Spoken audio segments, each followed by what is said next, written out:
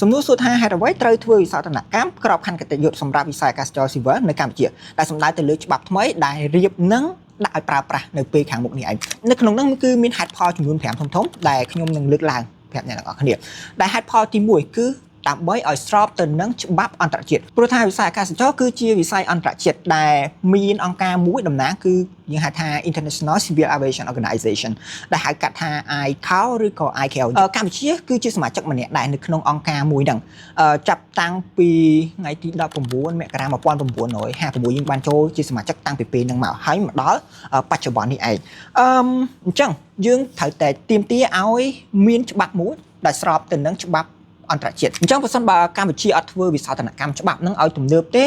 ធ្វើឲ្យអង្គការ ICAO គាត់ពំមានមកប្រទេសកម្ពុជាឬក៏ពាក្យបច្ចេកទេសគេហៅថា grade down ដែលថាកម្ពុជាគឺអត់មានសុវត្ថិភាពក្នុងការធ្វើចរាចរណ៍ដែនអាកាសអញ្ចឹងធ្វើឲ្យយើងពិបាកក្នុងការពង្រីកវិសាលភាពរបស់យើងជាមួយនឹងបណ្ដាប្រទេសដទៃទៀតឯងនេះជាចំណុចទី1